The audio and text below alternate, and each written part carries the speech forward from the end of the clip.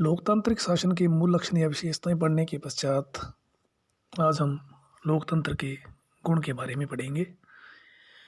राजतंत्रात्मक और कुलीनतंत्रात्मक शासन व्यवस्थाओं में शासन शक्ति का प्रयोग एक वर्ग विशेष के कल्याण के लिए ही किया जाता था और प्रमुख रूप से इस प्रकार के दोष को दूर करने के लिए ही प्रजातंत्रात्मक पद्धति की स्थापना की गई। इस शासन व्यवस्था के प्रमुख रूप से निम्नलिखित गुण कहे जाते हैं। पहला, जन कल्याण की साधना। लोकतंत्र में जनता के उन प्रतिनिधियों के द्वारा शासन किया जाता है जिनका चुनाव जनता एक निश्चित समय के लिए करती है। जनता के प्रतिनिधि जनता की इच्छाओं, भावनाओं और आवश्यकताओं से पूर्णतया परिचित होते हैं और उनको शासन के अधिकार इसी आधार पर प्राप्त होते हैं कि वे इसका प्रयोग जनता के हितों और इच्छाओं के अनुसार करेंगे। शासकों के जनता के प्रति उत्तरदायी होने के कारण उन्हें जनता के हितों के प्रति सजग रहना पड़ता है। इस प्रकार लोकतंत्र का सबसे बड़ा गुण यह है कि इसमें शासन आवश्यक रूप से लोक कल्याण के लिए होता है। दूसरा, सर्वाधिक कार्यकुशल प्रशासन। प्रजातंत्र किसी भी दूसरी शासन व्यवस्था की अपेक्षा अधिक कार्यकुशल होता है और इसके अंतर्गत सबसे अधिक शीघ्रतापूर्वक तथा आवश्यक रूप से जनता के हित में कार्य किए जाते हैं। जैसा कि गार्नर नामक विद्वान ने कहा, लोकप्रिय निर्वाचन, लोकप्रिय नियंत्रण और लोकप्रिय उत्तरदायित्व की व्यवस्था के कारण दूसरी किसी भी शासन व्यवस्था की अपेक्षा यह शासन अधिक कार्यकुशल होता है। तीसरी विशेषता है या तीसरा गुण है इसका, सार्वजनिक शिक्षण। लोकतंत्र शासन का ही एक प्रकार नहीं है, अपितु वह राज्य, समाज और आर्थिक व्यवस्था का एक प्रकार भी है। अतः स्वभावतः इसके प्रयोग द्वारा जनता को प्रशासनिक, राजनीतिक तथा सामाजिक सभी प्रकार का शिक्षण प्राप्त होता है। राजतंत्र और कुलीनतंत्र के अंतर्गत जनता सार्वजनिक कर्तव्यों के प्रति उदासीन रह सकती है, लेकिन लोकतंत्र में मताधिकार और जन नियंत्रण के कारण जनता स्वाभाविक रूप से सार्वजनिक क्षेत्र में रुचि लेने लगती है। लोकतंत्र के इसी गुण को ध्यान में रखते हुए बंस नामक विद्वान ने लिखा है कि सभी शासन शिक्षा के साधन होते हैं, किंतु सबसे अच्छी शिक्षा सर्वशिक्षा है। इसलिए सबसे अच्छा शासन स्वशासन है, जिसे लोकतंत्र कहते हैं।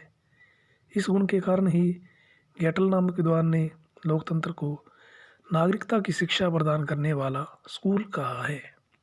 चौथा गुण है लोकतंत्र का, मनोविज्ञान के अनुकूल।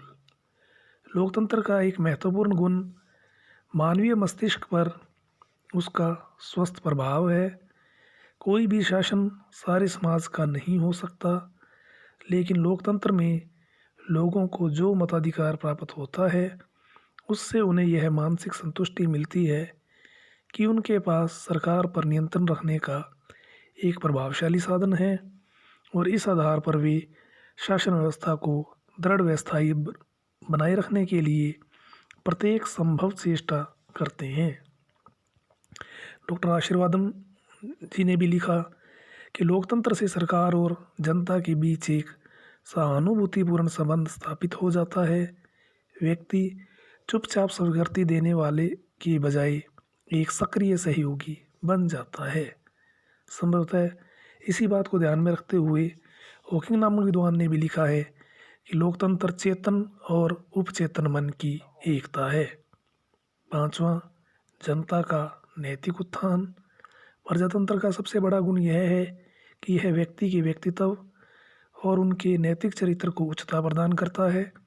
जनता को राजनीतिक शक्ति प्रदान कर लोकतंत्र उसमें आत्मसम्मान और आत्मनिर्भरता की भावना उत्पन्न करता है। ब्राइस नामक विद्वान ने कहा है, राजनीतिक अधिकारों की प्राप्ति द्वारा मनुष्य के व्यक्तित्व की शान बढ़ जाती है और वह संभवतः स्वभावतः उस कर्तव्य भावना के उच्चतर स्तर तक उठ जाता है जिसका पालन उसे राजनीतिक अधिकारों की प्राप्ति के कारण करना पड़ता है। जॉन स्टुअर्ट मिल नामक विद्वान ने कहा है कि यह किसी भी अन्य शासन की अपेक्षा उच्च और श्रेष्ठ राष्ट्रीय चित्र का विकास करता है। लावेल नामक विद्वान ने भी लोकतंत्र के इस गुण की चर्चा करते हुए कहा है, अंत में वही सरकार सर्वश्रेष्ठ है जो मनुष्य की नैतिकता, उद्योग, साहस, आत्मबोध व पवित्रता को दृढ़ बनाए, क्योंकि प्रजातंत्र इन बातों को पूरा करता है, इसलिए वह सबसे अच्छा शासन है। छठा गुण है लोकतंत्र का देशभक्ति का स्रोत। लोकतंत्र में जनता को राजनीतिक शक्ति प्राप्त होने के कारण जनता शासन और राज्य के प्रति एक प्रकार का लगाव अनुभव करती है और निजी लगाव के इस विचार से देशभक्ति की भावना का उदय होता है। मिल नामक विद्वान ने इसी विचार को व्यक्त करते हुए कहा है कि लोकतंत्र लोगों की देशभक्ति को बढ़ाता है, क्योंकि नागरिक यह अनुभव करते हैं कि सरकार उन्हीं की उत्पन्न की हुई वस्तु है और अधिकारी उनके स्वामी न होकर सेवक हैं। इसी प्रकार लेवेलिए नामक विद्वान ने भी कहा है कि फ्रांसीसी जनता क्रांति के बाद से ही फ्रांस से प्रेम करने लगी थी, जबकि उन्हें देश की शासन व्यवस्था में भाग मिला। सातवां गुण है लोकतंत्र का क्रांति से सुरक्षा। जब शासक वर्ग द्वारा एक लंबे समय तक शासितों पर अत्याचार किए जाते हैं और इस प्रकार के अत्याचारों से मुक्ति पाने का कोई संवैधानिक मार्ग शेष नहीं रह जाता, तभी जनता द्वारा क्रांति की जाती है। लोकतंत्र में क्रांति की संभावना बहुत कम हो जाती है, क्योंकि शासक वर्ग लोकमत के अनुसार ही शासन का संचालन करता है और यदि शासक अनुचित कार्य करे तो जनता उन्हें एक निश्चित समय के बाद और विशेष परिस्थितियों में पहले भी अपदस्थ कर सकती है। गिलक्रास्ट नामक विद्वान ने कहा कि लोकप्रिय शासन सार्वजनिक सहमति का शासन है, अतः स्वभाव से ही वह क्रांतिकारी नहीं हो सकता। इसी प्रकार बर्न्स नामक विद्वान के शब्दों में मंत्रियों और विधानसभाओं में बहुमत को बदलने की प्रक्रिया सामाजिक आवश्यकताओं को पूरा करने के लिए क्रांति का एक विकल्प प्रदान करती है। आठवां, समानता और स्वतंत्रता पर आधारित लोकतंत्र व्यक्तियों की समानता के आदर्श पर आधारित है और जितनी स्वतंत्रता जनता को लोकतंत्र में प्राप्त होती है उतनी स्वतंत्रता सरकार के अन्य किसी भी रूप में नहीं मिलती। लोकतंत्र कुलीन तंत्र की इस बात को स्वीकार नहीं करता कि कुछ व्यक्ति शासन करने के लिए और शेष शासित होने के लिए पैदा हुए हैं, वरन यह तो जाति, धर्म, वर्ण, लिंग, रंग और संपत्ति के भेद को महत्व न देते हुए मानव मात्र की आधारभूत समानता में विश्वास करता है। स्वतंत्रता और समानता के मानवीय आदर्शों पर आधारित होने के कारण निसंदेह यही श्रेष्ठ है। गेटल नामक विद्वान ने कहा है, क्योंकि लोकतंत्र समानता के सामान्य सिद्धांत पर आधारित है, अतः इससे न्याय की वृद्धि होना संभव है, जो कि राज्य के अस्तित्व के प्रधान लक्ष्यों में से एक है। नौवां, विचार विनिमय और समझौते की भावना उत्पन्न करना। एक देश की शासन व्यवस्था नागरिकों के व्यवहार पर बहुत अधिक प्रभाव डालती है। शक्ति पर आधारित अधिनायकवादी शासन व्यवस्था लोगों में संघर्ष की भावना पैदा करती है, तो जन इच्छा पर आधारित लोकतंत्र नागरिकों में सहिष्णुता, उदारता, सहानुभूति, स्नेह, व्यवहार, विचार विनिमय और समझौते की भावना उत्पन्न करता है। नागरिक पारस्परिक व्यवहार में अपनी प्रवृत्तियों के आधार पर श्रेष्ठ सामाजिक जीवन व्यतीत कर सकते हैं। 10वां, विश्व शांति का समर्थन।